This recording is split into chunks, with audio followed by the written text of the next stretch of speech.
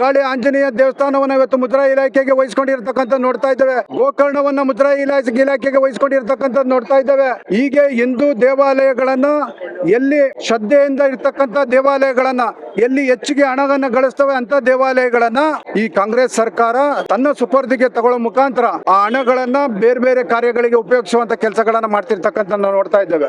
ಇವತ್ತು ಹಿಂದೂಗಳನ್ನ ಹತ್ತಿಕ್ಕುವಂತ ಕೆಲಸವನ್ನ ಈ ಕಾಂಗ್ರೆಸ್ ಸರ್ಕಾರ ಮಾಡ್ತಾ ಇದೆ. ದೇಶದಾದ್ಯಂತ ಮೈಸೂರಿನ ಚಾಮುಂಡಿ ಬೆಟ್ಟದಲ್ಲೂ ಕೂಡ ಪ್ರಾಧಿಕಾರವನ್ನ ರಚನೆ ಮಾಡೋ ಮುಖಾಂತರ ಇವತ್ತು ಸರ್ಕಾರ ತನ್ನ ಕಪಿಮುಷ್ಟಿಗೆ ತಗೊಳ್ಳುವಂತ ಒಂದು ಕೆಲಸವನ್ನ ಮಾಡ್ತಾ ಇದೆ.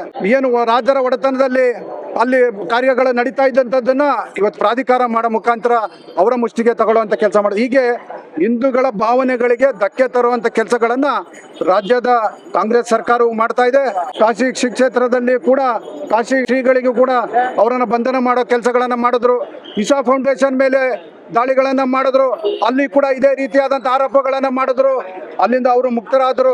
ಇವತ್ತು ಶಬರಿಮಲೆಯ ಪವಿತ್ರತೆಯನ್ನು ಹಾಳು ಮಾಡಲಿಕ್ಕೆ ಒಂದಷ್ಟು ಪ್ರಯತ್ನಗಳನ್ನು ಮಾಡಿದ್ರು. ಈ ರೀತಿಯಲ್ಲಿ ಸಿಂಗಾಪುರ ಏನಿದೆ ಅಲ್ಲೂ ಕೂಡ ಈ ರೀತಿಯಾದಂತ ಕಾಂಗ್ರೆಸ್ನವರು ನಮ್ಮ ಭಾವನಾತ್ಮಕವಾದಂತಹ ನಮ್ಮ ಧರ್ಮಕ್ಷೇತ್ರಗಳ ಮೇಲೆ ದಾಳಿ ಮಾಡೋ ಮುಖಾಂತರ ಹಿಂದೂಗಳನ್ನ ದಮನ ಮಾಡುವಂತ ನೀತಿಯನ್ನ ಕಾಂಗ್ರೆಸ್ ಹೊಂದಿದೆ. ಅದರ ವಿರುದ್ಧವಾಗಿ ಇವತ್ತು ನಾವು ಈ ಕುವೆಂಪು ನಗರದ ಕ್ಷೇತ್ರದಲ್ಲಿ ಇಲ್ಲಿ ಇವತ್ತು ಹೋರಾಟವನ್ನು ಮಾಡ್ತಾ ಇದ್ದೇವೆ ಅಂತಕ್ಕಂಥ ಮಾತನ್ನು ಈ ಸಂದರ್ಭ ತಿಳಿಸ್ತಾ ಇದ್ದೀವಿ.